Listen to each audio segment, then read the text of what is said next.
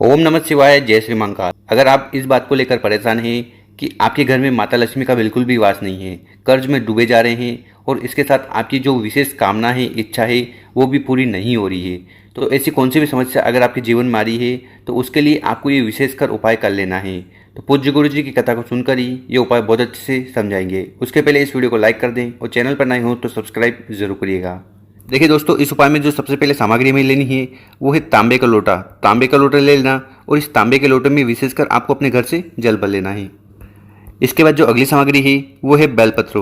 तो आपको इस प्रकार से एक बेलपत्र लेनी है और जो बेलपत्र आप लो वो कहीं से भी खंडित नहीं होनी चाहिए। अगर आपको बेलपत्र नहीं मिले तो शिव मंदिर जाइएगा, शिवलिंग पर चढ़ी हुई बेलपत्र उठाइएगा, शुद्ध जल से धोइएगा और पुनः उपयोग कर लीजिएगा।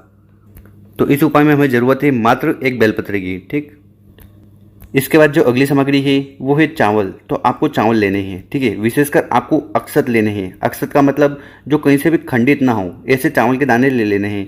कितनी ज़रूरत है? तो इस उपाय में हमें 11 चावल के दाने ले लेने हैं और हर चावल का दाना कुछ इस प्रकार से होना चाहिए जो कहीं से भी खंडित नहीं हो। फिर इन तीनों सामग्री को लेकर आपको पहुँच जाना है शिव मंदिर। कब जाना है? सुबह जाना चाहो तो सुबह चल जाना, शाम को जाना चाहो तो शाम को चले जाना। तो सबसे पहले आपको उत्तर दिशा की तरफ मुँह कर खड़े हो जाना है और उपाय करना है। देखिए दोस्तों, हमारे पास है 11 चावल के दाने। तो सबसे पहले 11 चावल के दाने को उठाइएगा और ये जो जल का लोटा आप अपने साथ लाए हो इसके अंदर आपको डाल देना है श्री शिवा नमस्तुभ्यम का स्मरण करते हुए। चावल के दाने डाल दिए। इसके बाद ये जो बेलपत्र है और एक जल का लोटा है, इससे हमें उपाय करना है। तो सबसे पहले जो आपके पास बेलपत्र है उसको आपको उठाना है और तो सीधे वाले हाथ में आपको बेलपत्र को इस तरह रख लेना है, ठीक है। जो बेलपत्र की डंडी होगी वो आपकी तरफ होगी, जो पत्ती होगी वो शिवलिंग की तरफ होगी, ठीक। और यहाँ पर आप जो बेलपत्र रखें तो जो खुरदुरा वाला भाग है वो नीचे होना चाहिए, चिकना वाला भाग ऊपर होना चाहिए।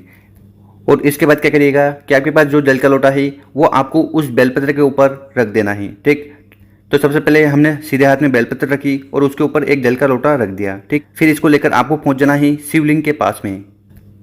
इसके बाद आपके पास जो जल का लोटा है इसको सबसे पहले उठाना है और इसको आपको शिवलिंग के ऊपर समर्पित कर देना है श्री शिवाय नमस्तुभ्यम का स्मरण करते हुए, ठीक।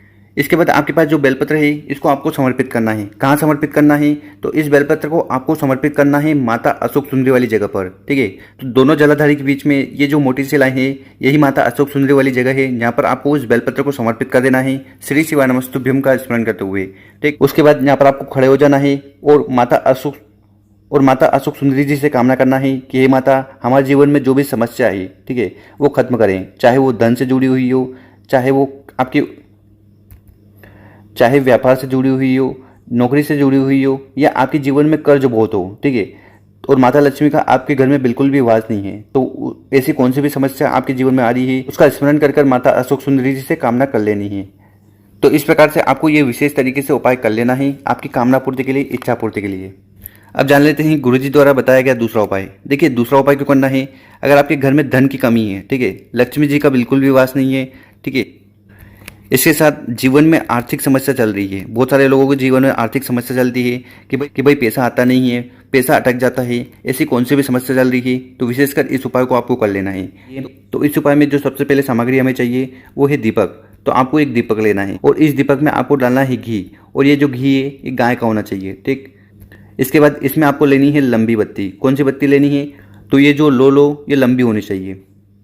और एक विशेषकर ध्यान रखिएगा कि नॉर्मली जब भी हम दिया लेते हैं तो उसमें हम रुई की बत्ती लगाते हैं, ठीक है। बट इस उपाय में आपको रुई की बत्ती नहीं लेनी है, आपको लेनी है कलावा। क्या लेना है? कलावा। जो हाथ पे हम रक्षा सूत्र बांधते हैं ना, वही रक्षा सूत्र आपको लेना है और तो वो आपको लेना है और उससे आपको बाती बनानी है। क्या बनानी है? आपको बत्ती जो लेनी है वो रक्षा सूत्र की लेनी है, कलावा की लेनी है, लाल धागे की लेनी है।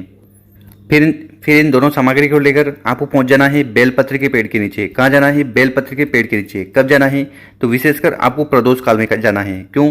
क्योंकि प्रदोष काल में बेलपत्र के पेड़ के नीचे लक्ष्मी जी का वास होता है। तो शाम के समय माता लक्ष्मी जी बेलपत्र के पेड़ के नीचे विराजमान रहती है। तो इस समय आपको ये उपाय कर लेना है।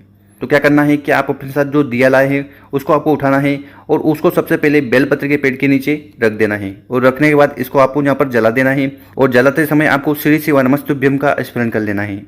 और इसके बाद आप अपने साथ जो जल का लोटा ले गए हो उसको उठाना है और उसको भी आपको बेलपत्र के पेड़ के नीचे समर्पित कर देना है, श्री शिवाय नमस्तुभ्यम का स्मरण करते हुए।